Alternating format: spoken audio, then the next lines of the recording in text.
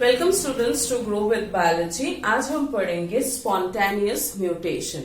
Spontaneous mutation जो है वो 3 टाइप्स के होते हैं। फर्स्ट वेराइटी है जहां पे रेप्लिकेशन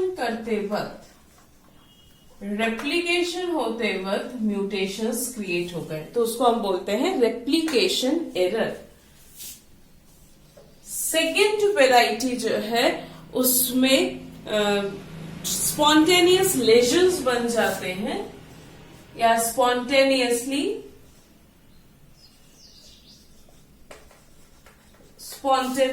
कुछ चेंजेस होते हैं, तो उसको हम बोलते हैं स्पॉन्टेनियस लेजन, जिसके कारण फिर से स्पॉन्टेनियस म्यूटेशन होता है। और थर्ड प्रॉपर्टी है जहां पे हम बात करते हैं ट्रांसपोजेबल एलिमेंट्स की। ये है बेसिक स्पॉन्टेनियस म्यूटेशंस के वैरायटी। अब स्पॉन्टेनियस म्यूटेशन में जो पहला है वो है रेप्लिकेशन एरर। रेप्लिकेशन एरर्स कब जनरेट होगा?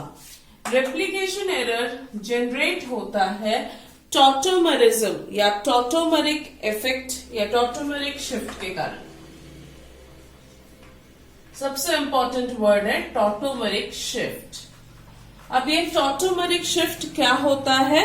टॉटोमरिक शिफ्ट में हमको नॉर्मली पता है कि नाइट्रोजनस बेसेस जो है वो 4 टाइप्स के प्रेजेंट होते हैं डीएनए में। क्या क्या है? एडेनिन, थाइमीन, गुआनिन और साइटोसिन, ATGC। ये है नाइट्रोजनस बेसेस जो डीएनए में प्रेजेंट है। अगर हम एडेनिन का स्ट्रक्चर्स देखें तो एडेनिन में एमिनो ग्रुप प्रेजेंट होता है, उसी तरह थाइमीन में प्रेजेंट होता है कीटो ग्रुप, गुआनिन में प्रेजेंट होता है कीटो ग्रुप और साइटोसिन में प्रेजेंट होता है एमिनो ग्रुप। अब इन नाइट्रोजनस बेसेस के टॉटोमरिक शिफ्ट होने पर जहां जहां पे कीटोन ग्रुप प्रेजेंट है वो कीटोन ग्रुप चेंज हो जाता है इनॉल ग्रुप्स पे, और जहां जहां एमिनो ग्रुप प्रेजेंट है वो चेंज हो जाता है इमिनो ग्रुप्स पे। क्लियर है? यहां पे हमने स्टार्ट किया 4 नाइट्रोजनस बेसेस से ATGC। इन सब में ओरिजिनली एक फंक्शनल ग्रुप प्रेजेंट है, जबकि टॉटोमरिक शिफ्ट होने के कारण इनके ग्रुप्स में कुछ चेंजेस हो जाते हैं या उनके ग्रुप वाइज चेंज होता है। एमिनो इमिनो में चेंज होता है और कीटो इनॉल में चेंज होता है। अब ये जो चेंज हुआ ग्रुप्स में, इससे क्या चेंजेस होंगे? नॉर्मल जब हम बेस पेयरिंग पढ़ते हैं, कॉम्प्लीमेंट्री पेयरिंग पढ़ते हैं, तो हमको मालूम है कि A जो है वो T के साथ पेयरिंग करता है और G जो है वो C के साथ पेयरिंग करता है। पर जब टॉटोमरिक शिफ्ट हो जाए या एमिनो ग्रुप इमिनो ग्रुप में चेंज हो जाए, तब एडेनिन थाइमीन के साथ रिएक्ट नहीं कर सकता। तब एडेनिन पेयर करता है साइटोसिन के साथ, थाइमिडिन पेयर करता है गुआनिन के साथ, गुआनिन पेयर करेगा थाइमीन के साथ, साइटोसिन पेयर करेगा एडेनिन के साथ। ये जो रेड कलर से ग्रुप्स लिखे हैं ये नेचुरल ग्रुप्स है जो नाइट्रोजनस बेसिस पे अवेलेबल होते हैं, पर इन ग्रुप्स से ये ग्रुप्स जनरेट होता है ड्यू टू टॉटोमरिक शिफ्ट। और ये जो ग्रीन कलर से लिखे हैं ये सारे ग्रुप्स रेयर ग्रुप्स है। जब ये रेयर फॉर्म में चेंज होते हैं तो इस तरह से बेस पेयरिंग चेंज होता है। A अब थाइमीन के जगह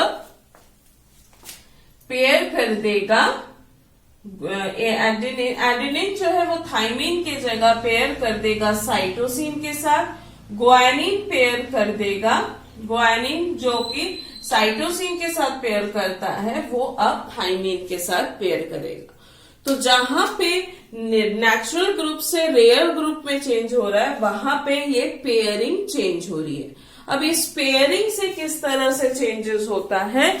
अगर मान लो एक डीएनए का सीक्वेंस है ACTATAC, ये सिंगल स्ट्रैंड है और इसका कॉम्प्लीमेंट्री स्ट्रैंड होगा ATATG। ये दो डबल स्ट्रैंडेड डीएनए हैं। अब जैसे ही इसमें रेप्लिकेशन हो रहा है, तो जब भी वो रेप्लिकेट होगा तो इस सीक्वेंस का नॉर्मल केसेस पे यही सीक्वेंस डेवलप होगा। ये स्ट्रैंड अलग हो गया, नीचे वाला स्ट्रैंड फिर से अलग हो जाएगा और इनके बाद इसका कॉम्प्लीमेंट्री पेयरिंग करेगा और कॉम्प्लीमेंट्री पेयरिंग करने से फिर से जो हमको मिलेगा वो सेम सीक्वेंस होगा जो स्टार्टिंग में था। पर अब अगर टॉटोमेरिक शिफ्ट हो गया, अगर इस डीएनए पे टॉटोमेरिक शिफ्ट हो गया तो एडेनिन, ये ऊपर वाला स्ट्रैंड जो है, अब ये ऊपर वाला स्ट्रैंड और नीचे वाला strand as per replication policies ये दोनों स्ट्रैंड्स अलग होते हैं और इसमें न्यू स्ट्रैंड सिंथेसाइज होगा। पर अब जो न्यू स्ट्रैंड बनेगा वो कैसे होंगे? एडेनिन अब पेयर करेगा साइटोसिन के साथ, गुआनिन साइटोसिन पेयर करेगा एडेनिन के साथ, थाइमिन पेयर करेगा साइटोसिन के साथ गुआनिन के, थाइमिन पेयर करेगा गुआनिन के साथ, एडेनिन पेयर करेगा साइटोसिन के साथ, फिर टी जो है वो जी, ए जो है वो सी और सी जो है वो, जो सी है वो पेयर करेगा ए के साथ, टी जो है पेयर करेगा जी के साथ, जी पेयर करेगा टी के साथ, ए पेयर करेगा सी के साथ, टी पेयर करेगा जी के साथ, ए पेयर करेगा सी के साथ, टी पेयर करेगा जी के साथ और जी पेयर करेगा टी के साथ। अब देख सकते हैं कि ये जो नया स्ट्रैंड बना है वो कंप्लीटली डिफरेंट है इन दोनों स्ट्रैंड से। अब जब इन न्यू स्ट्रैंड्स का नेक्स्ट जनरेशन पे या नेक्स्ट रेप्लिकेशन साइकिल होगा तो ये स्ट्रैंड अलग होगा, ये स्ट्रैंड अलग, ये स्ट्रैंड अलग और ये स्ट्रैंड अलग।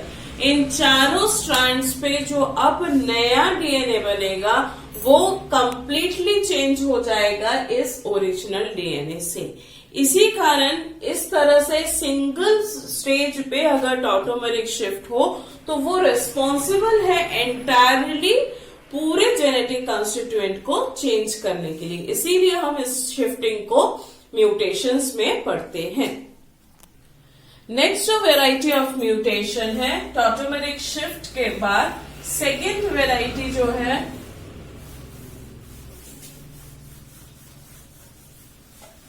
सेकेंड वेराइटी ऑफ म्यूटेशन है सब्स्टिट्यूशन म्यूटेशन।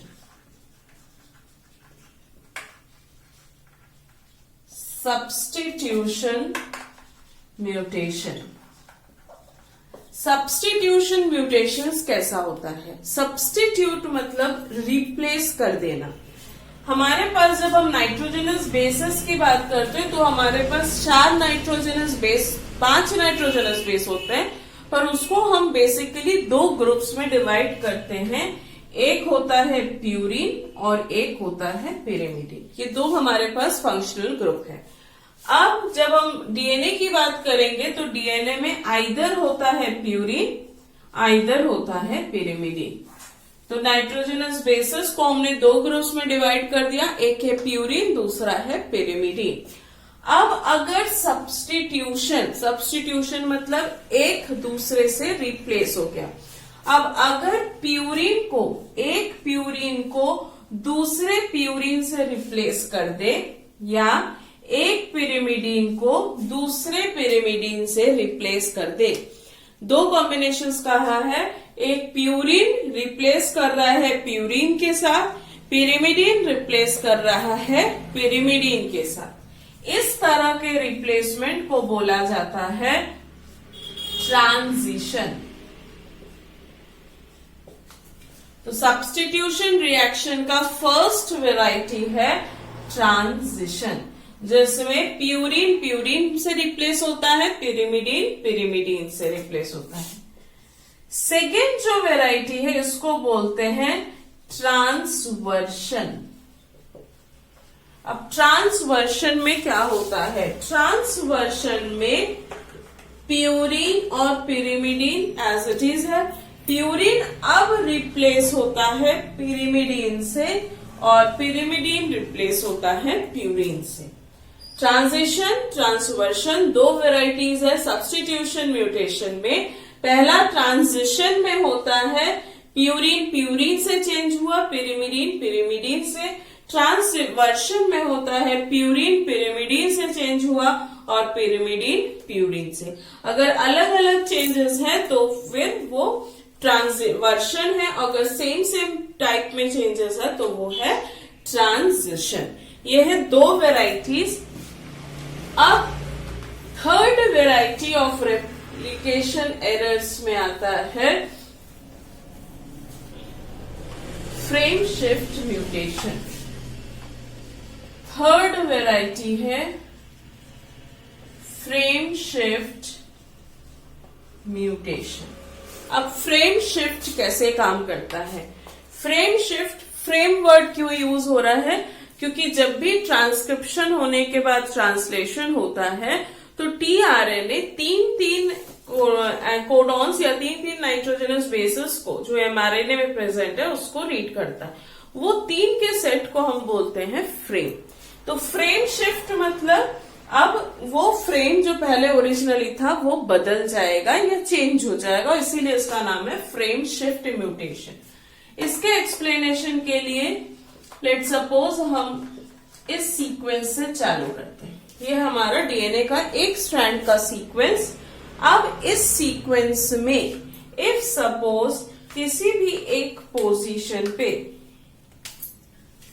मान लेते हैं इस पोजीशन